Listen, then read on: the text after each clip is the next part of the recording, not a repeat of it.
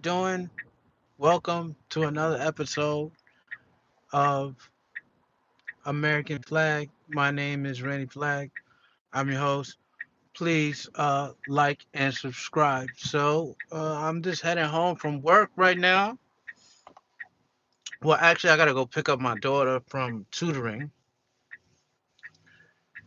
My son just got inducted into some kind of gifted program. They're saying he's gifted or something, which is kind of cool. So he's going to some kind of gifted thing called AIG, and so they have identified him as a gifted child. So we'll see where that takes us. I always thought Zeno should get it too, but I don't know. Maybe the schools that she going to, they don't have these type of people. So SNAP benefits are gonna run out. What, on Saturday? That's crazy, right? You got a lot of women on social media saying what they're gonna do if they don't get their SNAP benefits. It's kind of crazy. Like, really? So you dependent on the government for that much stuff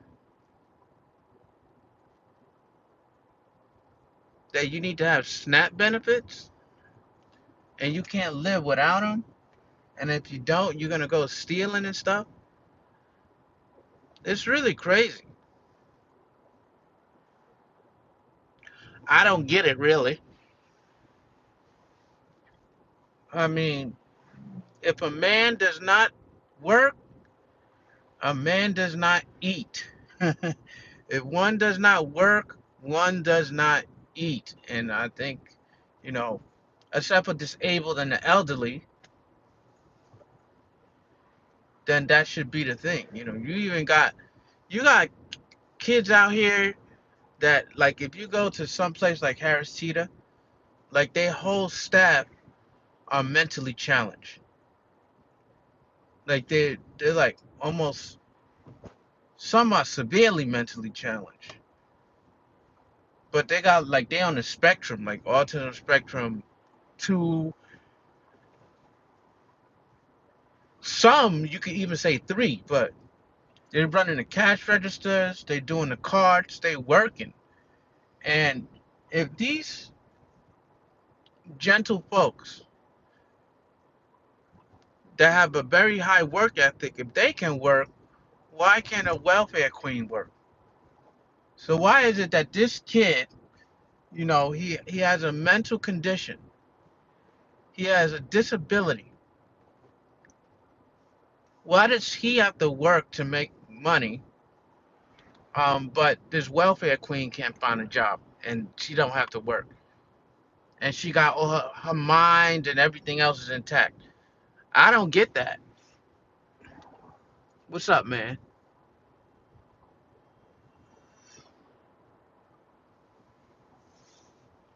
So, that's the thing I don't get. You have these people, I mean, I go to these grocery stores and a lot of mentally challenged people working. And they probably are in some kind of institution, or they work alone, or they live alone. They might even live alone, or they might live in some kind of government assisted institution. But pretty much they're never going to have like a normal life. It's going to be maybe a lonely life that they have. They're not going to be able to, most of them, I don't think, most of them don't get married and have children. They just don't, right? Because I think this type of stuff, autism, it passes down from um, generation, blood to blood. So whatever child that I have, they're gonna have it. Like, it kind of sucks. Like, my I feel my, like, bloodline is kind of cursed because my family, my brother had autism, I don't think my sister had it, but I had autism. I have it, and my daughter and son have it, and it sucks, that this thing is like it runs in your blood. You can't do nothing about it. You know, you just got to work with it. So with these people with severe autism, they just don't have children, right? Um, and so, but they get up and they work every day. They get up, they work, they don't miss a day of work. That's how they mind run. They don't call in sick unless they're really sick, right? They just come into work every day. Their paycheck is perfect in comparison to the welfare queen who has uh, four limbs, two arms and two legs, a intact brain, don't have nothing wrong with her, uh, but culturally, she's culturally bankrupt. She's culturally bankrupt. Her culture is bankrupt, and when that money don't come in, you gotta wonder what's gonna happen on Saturday when they get zero on their their EBT card. And it's a damn shame. I always said that, like, um when they talk about like reparations, right? Like when black folks talk about, oh, why we didn't get no reparations, I'm like, you do know that EBT is basically reparations, right? And then affirmative action was reparations, and now that's gone. But we have affirmative action for a generation, for a couple of generations. So, or if you want to say generation, 30 years, we had affirmative action for a generation. So I think, yeah, that's enough for you to catch up and everything. And they say a majority of people get welfare benefits is white women, but I don't know if I believe that. Like, well, maybe it has to be because blacks are only we're only like 13% of the population, but I could have swear we're more than that because everywhere I go, I see black folks. Here, black folks, in New York, it looked like half the people are black folks. So I'm like, really? We only 13% of the population?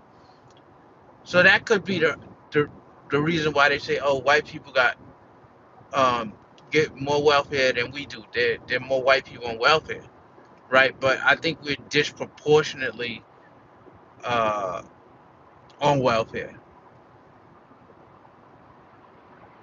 I know Yvonne was on welfare. She ain't never worked a day in her life, like a real job, like go 9 to 5, go 9 and come back at 5. All she did was take care of kids, and that's how they gave her money. She did some kind of sewing on the side, kind of hobby sewing. You have some lady pay her, like $60. She'll spend like 2 weeks sewing some lady's stuff. She was good at that, but she never. So she was good at like being a kind of a seamstress. That's kind of a skill that she had, but she pretty much never used it to her benefit, like going to work for one of these. I don't know, these places that actually make clothes and do all this kind of stuff. She could have went and did that stuff doing 9 to 5. I'm sure they had seamstresses jobs. Of course, they don't really have those anymore, but back in the 80s, back in the 70s, she could have been doing that. But she never really worked, and so I didn't have a father, and so I didn't get any type of work ethic. There was there was never any work ethic when it came to me and my family. Um, because there was no father to show you, you gotta get your hands dirty. You gotta if you don't not work, you don't eat. I had to learn that stuff myself. I didn't learn that in a group home neither. You had all these like males that's supposed to be role models to me, insulting me every chance they get. Like, you ugly, this kind of thing. You're ugly, you're lazy. Why don't you work? Why don't you do this? Or because I'm not popular, I don't get any attention from the male staff. Like, and I wasn't even smart in class. I was not intelligent at all. Like, well, in terms of reading, but no one tapped it or they didn't recognize it. I think there was like one or two ladies that recognized my reading and writing were very good. But math, I was just horrible, and just people just gave up on me. And even if my reading and writing were good, I didn't like doing the work. So I always got like C, D, D, D, like this kind of stuff. I was like a middle school. I was like a C student. It was horrible.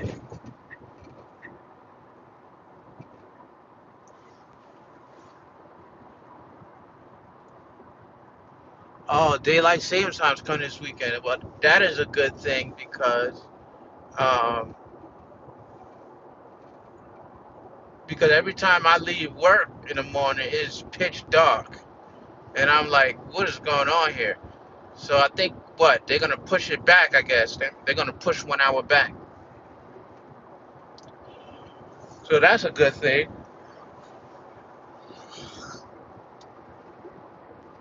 I saw Welcome to Derry yesterday. That was really good. The continuation of it. Ugh, of Pennywise the Clown. That was good, man.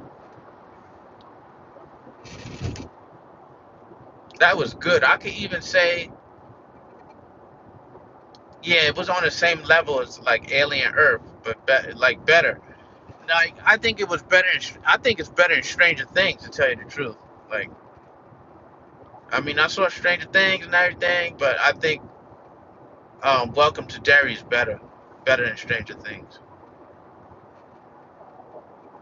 Even though it copied some elements from Stranger Things, but what it did is kind of imitate Stranger Things and then made it better. Like, so what was wrong with Stranger Things and made it better. So I'm looking forward to that. But yeah, so I'm going to pick up my daughter and then I'm going to charge my car and buy a costume for Xena, for my daughter.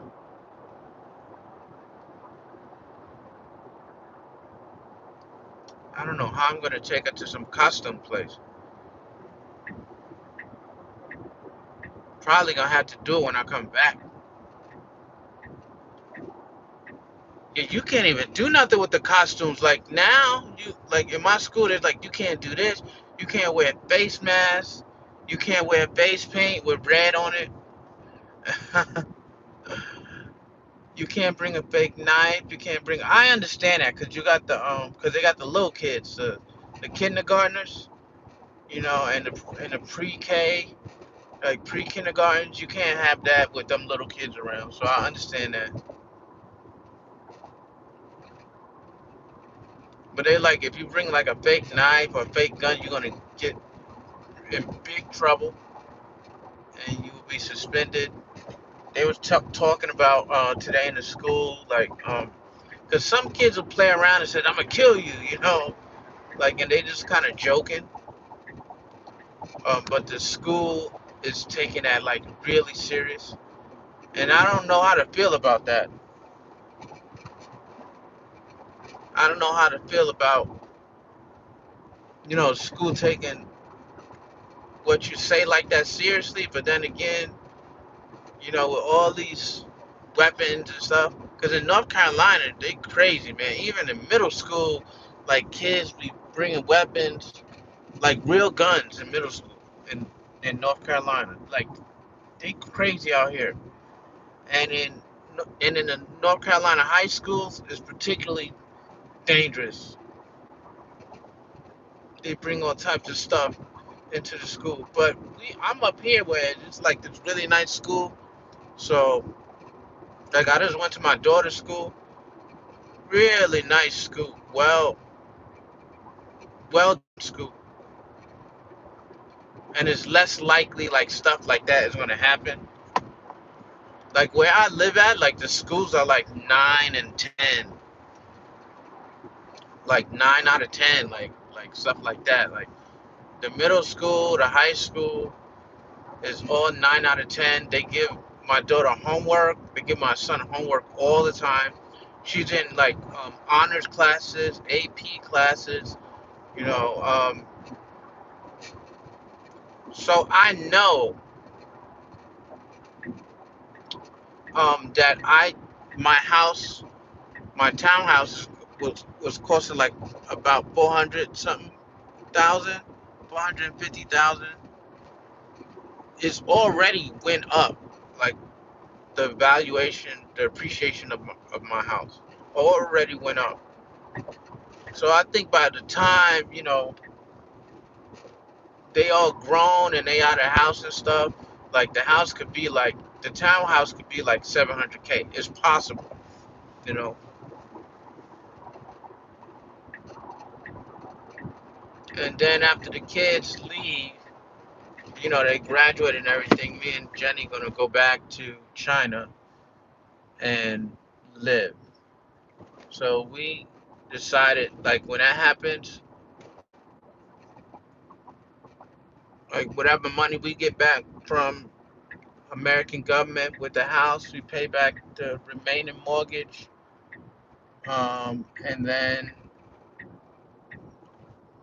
we go to,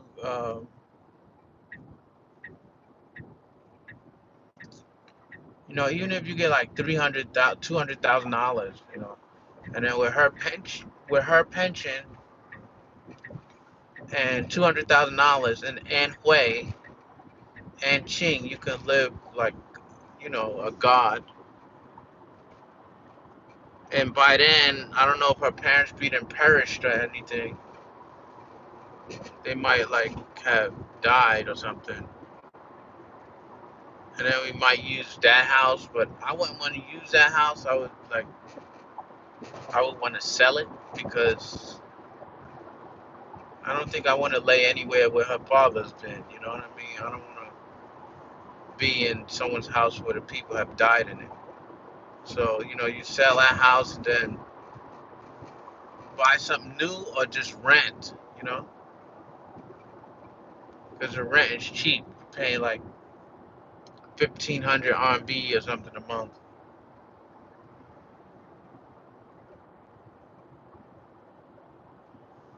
So it's something like that. So that's our plan. And if our kids want to live with us, they can, you know, because I'm worried about Xena because she's, I told you she on the spectrum. And I'm wondering, do I have to take care of her?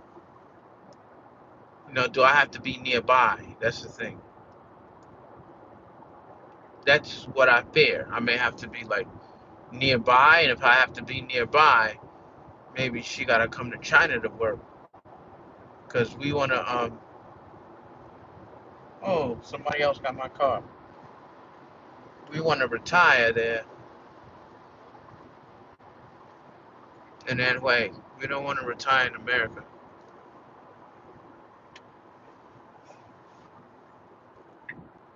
What's up, Trax? How you doing?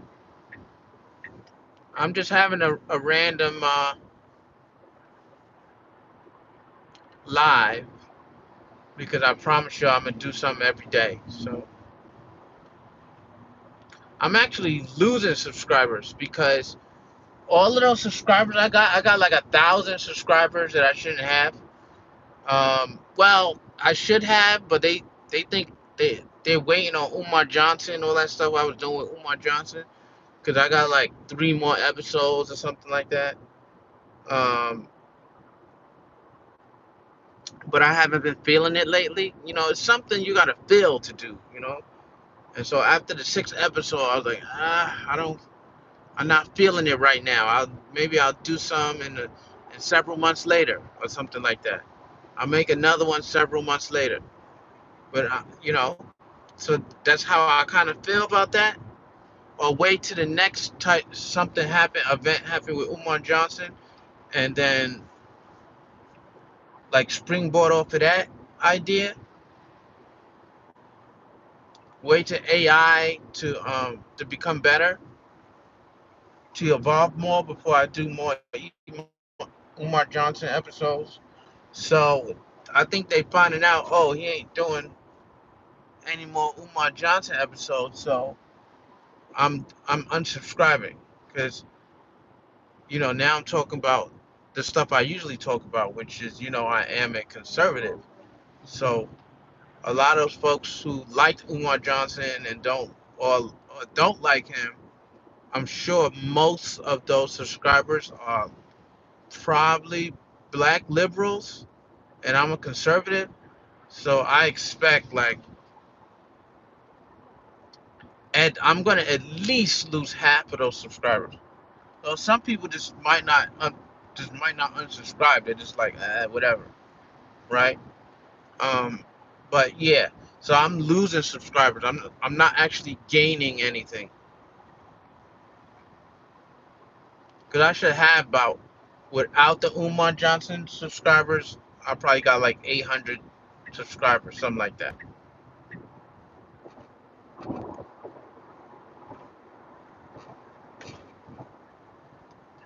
Oh, how I have fallen. I used to make like a maybe $200 every 3 months. I used to make that. I was able to make $200 every 3 months. Now, huh? I can't even make $100 in 6 months. That's crazy. Like you pretty much got to do this like every day, and you got to have interesting content. And my content so far has not been very interesting because my life is good. And when your life is good, it tends to be really boring. So my life is like there's no events coming up. I told you I'm going to university. I'm writing a novel.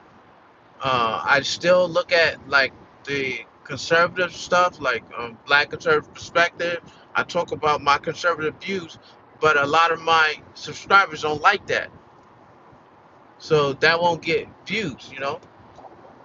I could talk about family, but just talking about family, it's not very interesting. I could use some ideas if y'all got some ideas where I could get on live and talk about some things while I'm driving home. That would be nice.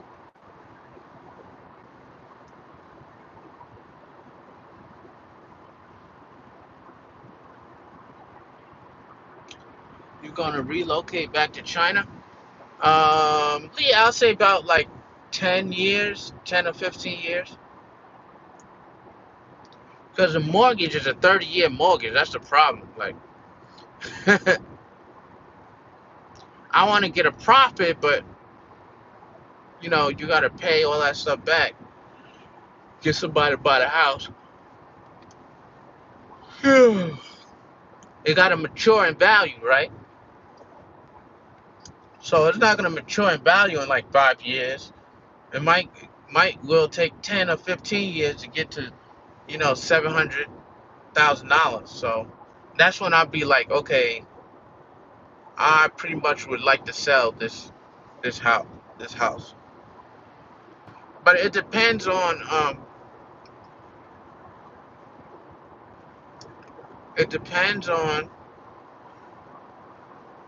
if what my kids are doing because I feel like afraid leaving my kids in America by themselves. No matter how old they get, they still that's still my child. Those are still my children. So I don't like the fact where I'm leaving the country and leaving you here in America, and then we can't really see each other unless they were in the army. So if they were in the military, then I wouldn't have a problem like moving to China because they're in the military and they probably can travel around the world,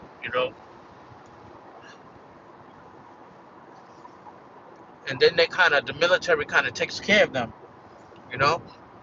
But if they doing like this regular 9 to 5 or something like that, then I'd be kind of concerned. I'm kind of concerned. So, we I'm preparing for that. I always prepare for way ahead of time. I think about this stuff way ahead of time. What I'm gonna do. Am I gonna bring my children with me? Are we bringing our children with us to America? Jenny said no, and I'm like, I don't know about that, because you know, um, you got to see how their autism and ADHD progresses. I'm really not sure about Xena. I worry about her being too naive for the world. She's strong, but she's naive. I think she'll be naive in relationships. So I don't want her, have some abusive boyfriend or something like that.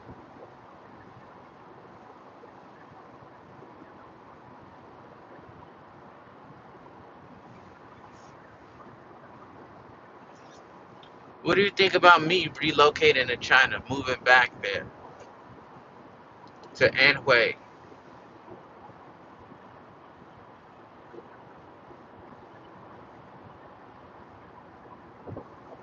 And the reason why we be moving to Anhui because it's like more affordable there.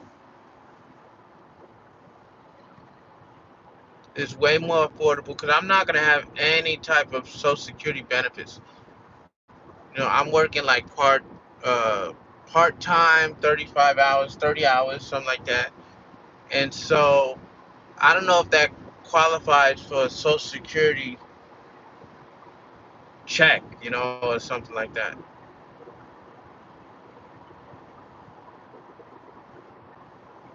I think you got to work in the system to get some kind of money. So,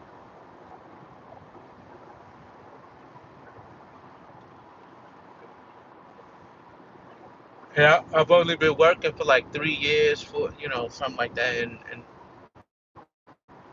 in America. We'll see. It'd be nice to have, like a Social Security check of like $500, $600 a month. That's okay if we live in China, you know. That 500, 600 can pay for the apartment, rent an apartment.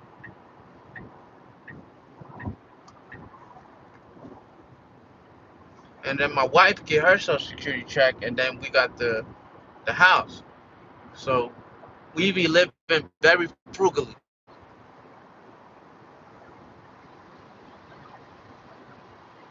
I mean, and then of course, if we live to that age, that's another thing.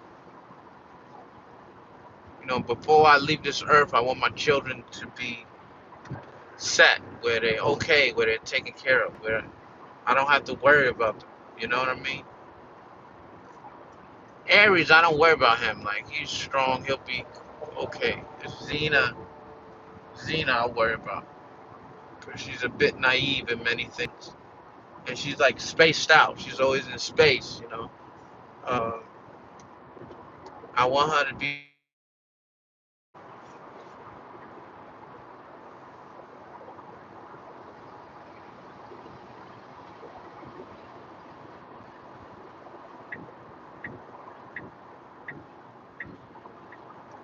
what?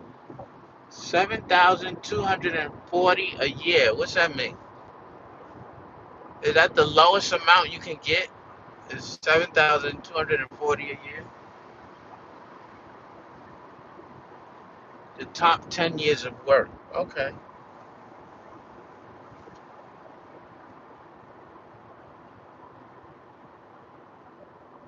I didn't make much, so I'm not gonna get a lot.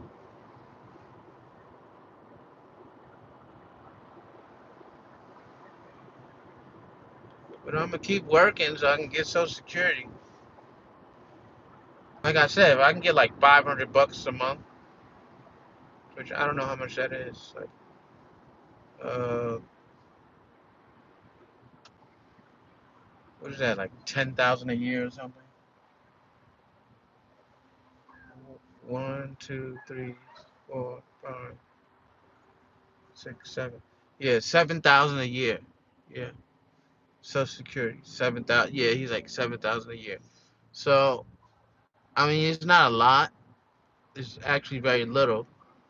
But for An Hui, you can do a lot with like 2,500 RMB. You can do a lot with that. And then if you even want to move to Thailand, I mean, $500, you're fine.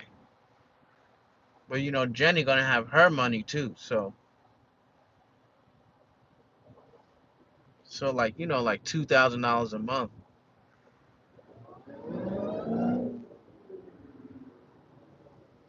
And I don't know if visa aliens, whatever you call it, I don't know if they get Social Security. I think they get Social Security too, because she pays into the system. So she would be getting two checks. One, because she get a lot with this with America. She gets a lot of money. She's been here already 2 years. You just need to work 8 more. And so her Social Security most likely will be very high.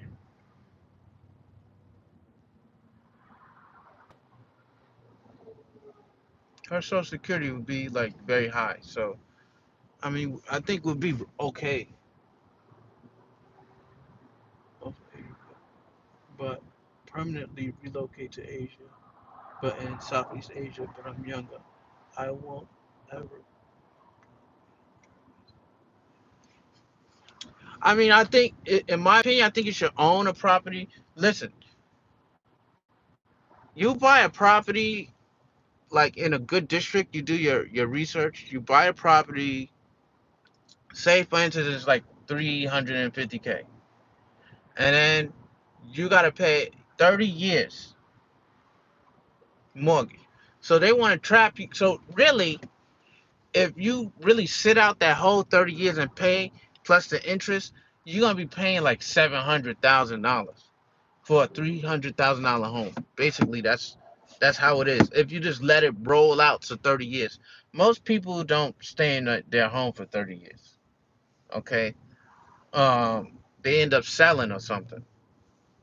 So you buy the house for, I guess, for future nest egg investment. Now, I didn't mean to do that. I just wanted to buy the house so our family can have somewhere to live. It's not used as an investment property.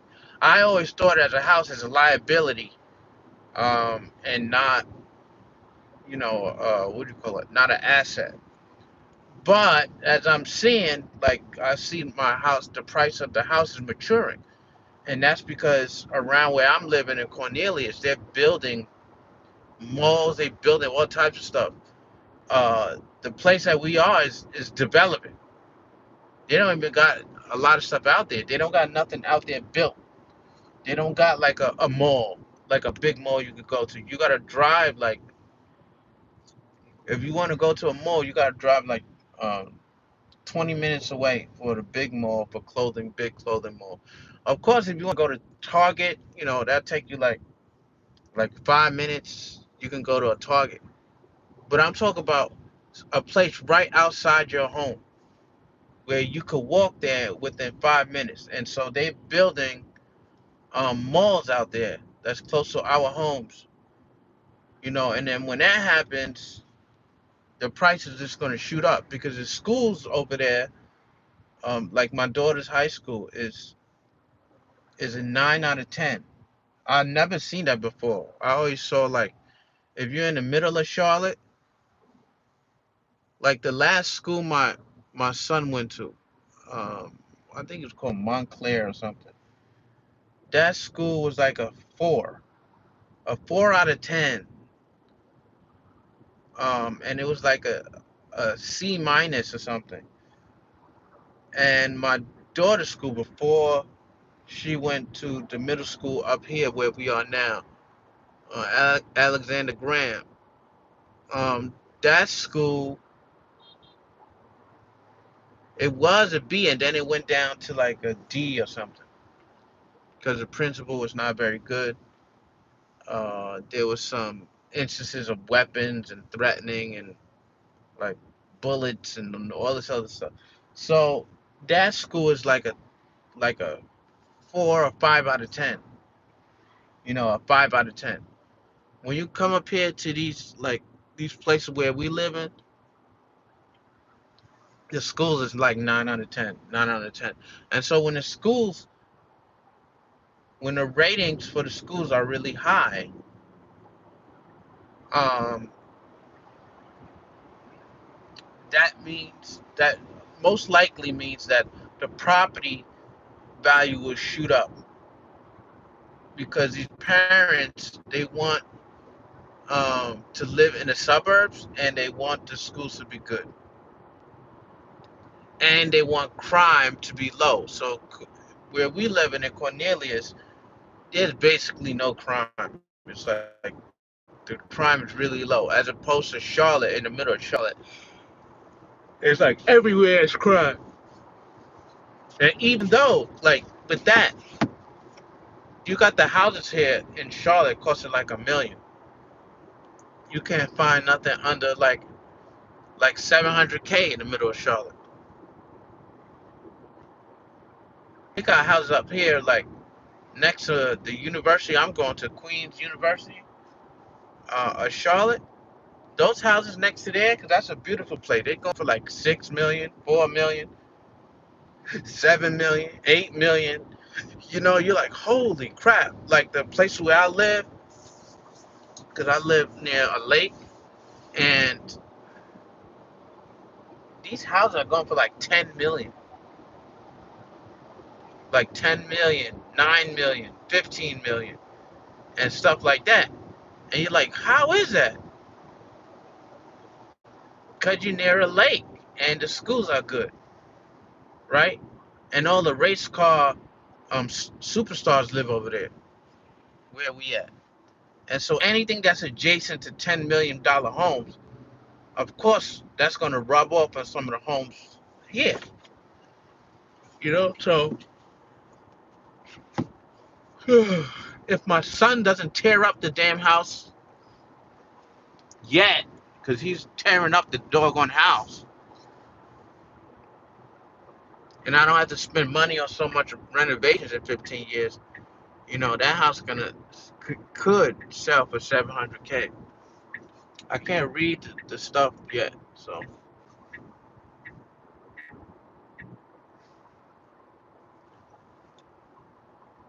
you need 40 credits. You need 40 credits to be eligible for Social Security retirement. What's 40 credits mean? Retirement benefit, which is the equivalent of about 10 years of work. Okay. I don't know how much credits I got. Do you think being an online ESL instructor in Asia is sustainable, like with the living expense, because I have an ESL certificate? Do you think not in Asia? I think in maybe in China you can still kind of do it. Would I do it? Because I don't know. Did you say he was going back to China? I know there was a guy saying he was going back to China to do the same thing that he left China for. And what I'm saying is that I wouldn't go to China to make a living right now because I just think it's just going to get worse and worse. And you're not going to be able to, it's going to put you in a pit because places like Shanghai, everything is just getting more expensive, more expensive.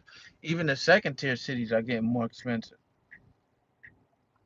And so you don't got a lot of schools doing that, like offering 30,000, 40,000 RMB a month. You're not gonna have a lot of schools like that, and it's gonna be a big competition for who gets the job. So because there's still a lot of foreigners there, but there are not as many job offers.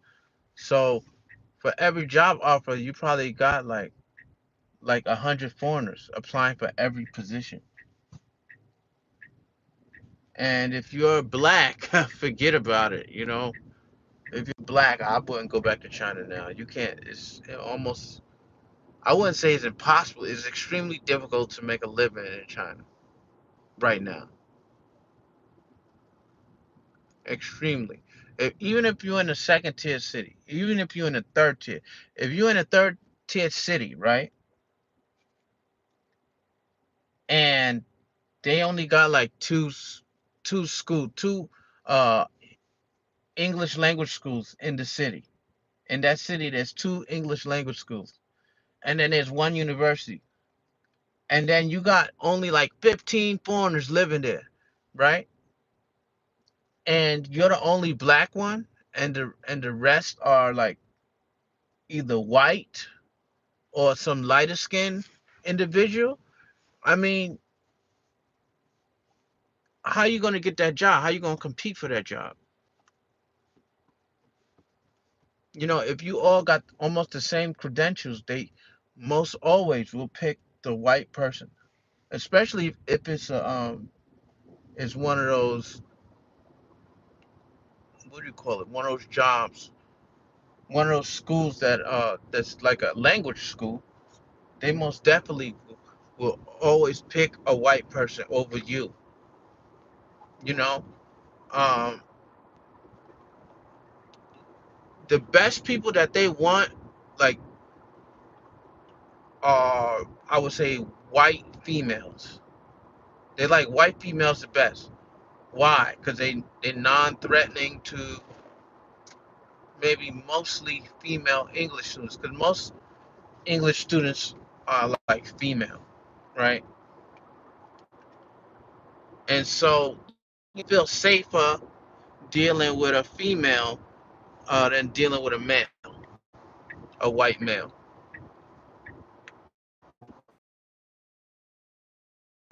you know?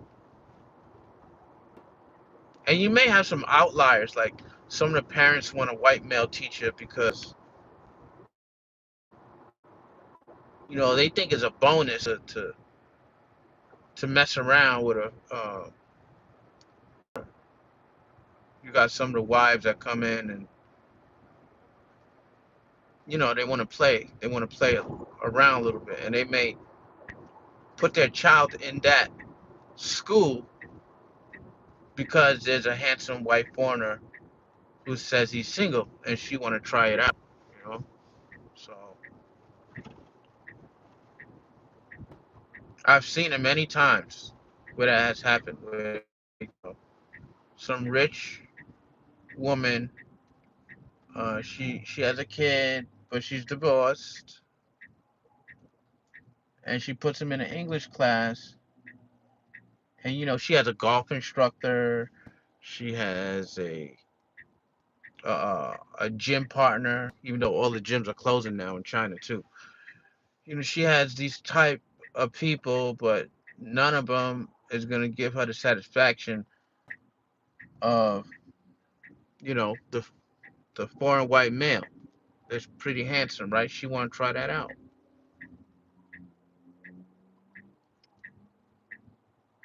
So you may have that, in this type of situation. So going back to China, I mean, someone gave me two tickets. It's a go and a come back. And if I was single, right? I mean, if I was single and somebody gave me two tickets and $20,000, maybe. I mean, out of all the Asian countries, I would go to China. Japan is like anti-foreigner now because they got this new lady, so you can't even get in there. I mean, only one probably is like Taiwan and China. And I don't know if you're making enough money in Taiwan, but Thailand, just forget about it. You're not making a dime over there. That's just a waste of money. What is that, the new? Oh, okay, I thought that was a new Tesla. Um, yeah, Thailand, you ain't making nothing. Like, that's just, you work in Thailand just to survive. When you get the money they be giving you,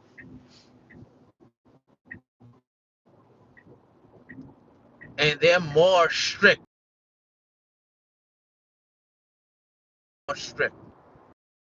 but they got less resources and they pay you a lot less. So I didn't like Thailand. I just thought I didn't like it as I didn't like it to live there. Like to visit, yeah.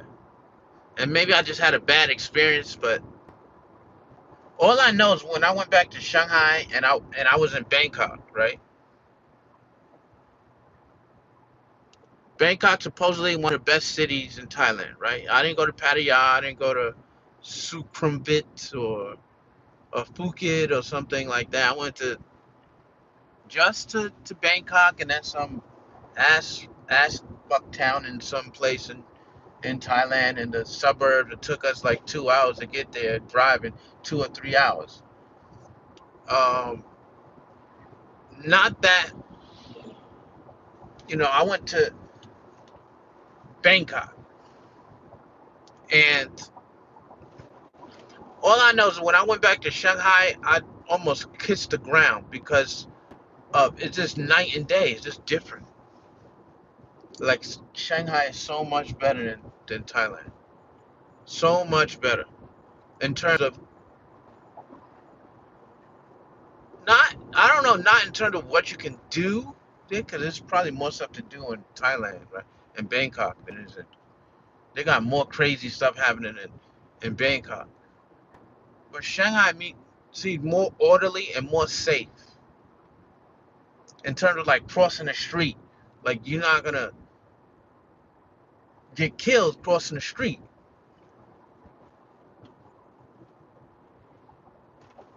So you got that.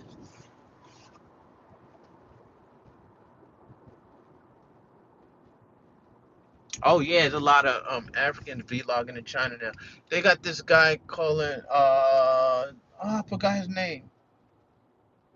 He's called something the man. Oh God, what is his name? He's like on WeChat and he calls himself something. I forgot his name, and it's called the. And he got thrown off of WeChat, so now he only does YouTube because WeChat keep deleting his videos. I stopped doing WeChat because it's like you ain't gonna get shit from that. They will not let you succeed unless you're just talking about dumb bullshit that nobody wanna hear that. Anyway, I gotta call my daughter. I'll talk to y'all folks later and stay sharp, people. Stay sharp. Oh damn, look at this shit. It's gonna be full today. Jeez. Alright, see you guys.